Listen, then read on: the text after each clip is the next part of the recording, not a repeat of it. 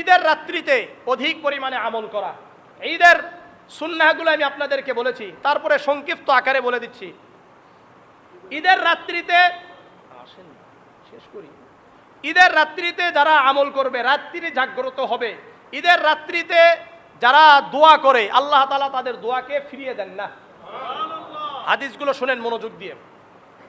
1 নম্বর, সিলসিলাতুজ যায়িফা, ইমাম নাসির উদ্দিন আলবানী রাহিমাহুল্লাহর কিতাব। এই কিতাবের 1452 নম্বর হাদিস, আন আবি উমামাহ আল-বাহিলি রাদিয়াল্লাহু তাআলা আনহু قال قال رسول الله صلى الله عليه وسلم خمس ليال لا ترد فيهن الدعوة। 5টি রাত্রিতে আল্লাহ তাআলা দোয়া কবুল করেন, ফিরিয়ে দেন না। 5টি রাত্রিতে দোয়া আল্লাহ কি করেন না?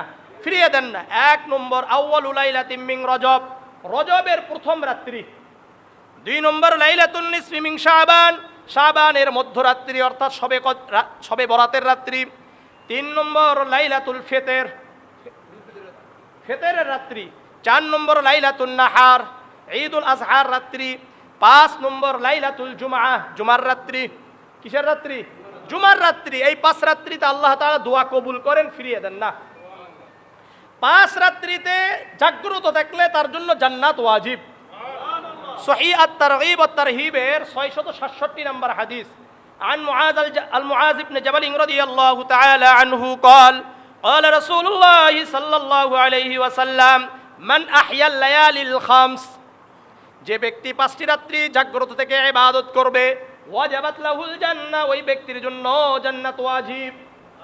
ওই ব্যক্তির জন্য জান্নাত কি? ওয়াজিব। 1 নম্বর, লাইলাতুত তারবিয়াহ, তারবিয়ার রাত্রি অর্থাৎ জিলহজ মাসের 8 তারিখের রাত্রি, আজকের রাত্রি। লাইলাত আরাফা, আরাফার রাত্রি 9 তারিখের রাত্রি, জিলহজের 9 তারিখের রাত্রি। লাইলাতুন নাহার, ঈদুল আজহার রাত্রি। লাইলাতুল ফিতর, ঈদুল ফিতরের রাত্রি। 5 নম্বর, লাইলাতুন নিসফি মিন শাবান, শাবানের মধ্যরাত্রি অর্থাৎ শবে বরাতের রাত্রি। যদি জাগ্রত থেকে ইবাদত করা হয় আল্লাহ তার জন্য জান্নাত ওয়াজিব করে দিবেন। বুঝা যাচ্ছে?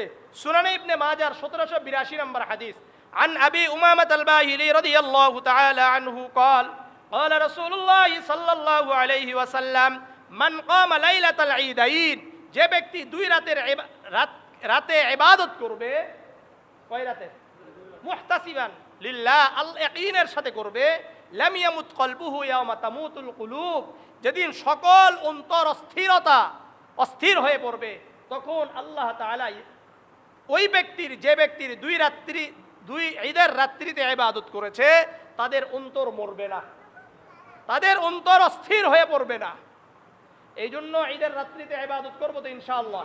বিশেষ করে আজকের রাত্রি থেকে একবারে ঈদুল আজহার পর্যন্ত আমরা প্রতি রাত্রির কিছুটা হলেও ইবাদত করার জন্য চেষ্টা করব ইনশাআল্লাহ।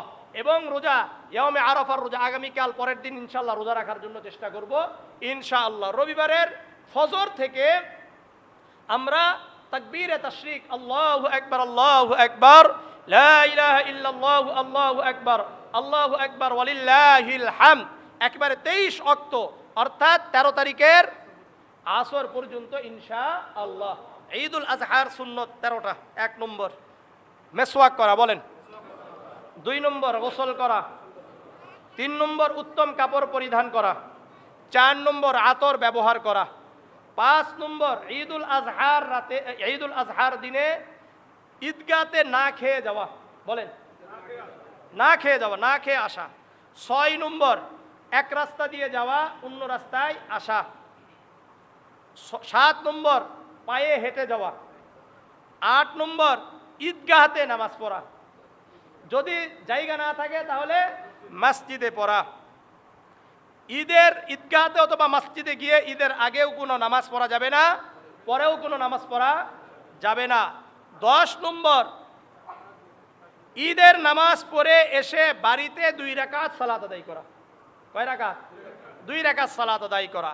যখন আমরা ঈদগাহতে যাব তখন আল্লাহু আকবার, আল্লাহু আকবার, লা ইলাহা ইল্লাল্লাহু, আল্লাহু আকবার, আল্লাহু আকবার, ওয়ালিল্লাহিল হামদ বলা।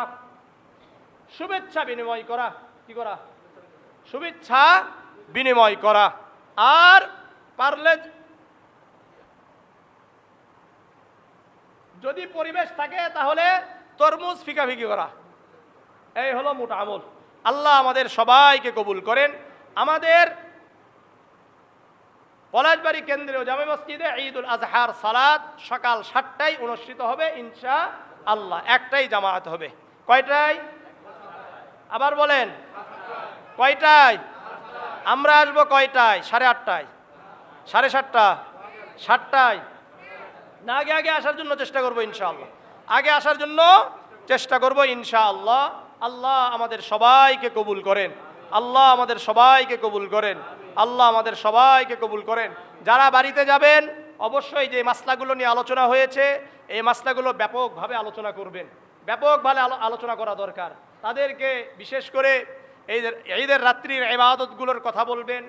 এরপরে বিশেষ করে যেই সমস্ত জায়গাতে দেখবেন যে নাম লেখে লেখে করতেছে তাদেরকে এই কথাগুলো বলেন যে আল্লাহ তো আমাদের অন্তর জানেন, অন্তরের অবস্থা জানেন, তাহলে আমরা এটা লিখবো কেন? এইভাবে বিভিন্ন সময়। তারপরে যে খোঁচা মেরে কি করে? জবহ করে। তারপরে জবহ করার পরেই রক কেটে দেয়। এই বিষয়গুলো নিয়ে গ্রামে অঞ্চলগুলো সব জায়গাতে এটা অহরহর হচ্ছে। আপনাদের উচিত হবে, আপনাদের সামনে বারংবার আমি এই বিষয়গুলো এই জন্য তুলে ধরছি যেন আপনারা অন্যদেরকে বলতে পারেন এগুলো। ঠিক আছে তো ইনশাআল্লাহ? আল্লাহ আমাদের সবাইকে কবুল করেন। সুবহানাকাল্লাহুম্মা বিহামদিকা আশহাদু আল্লা ইলাহা ইল্লা আনতা আস্তাগফিরুকা ওয়া আতুবু ইলাইক।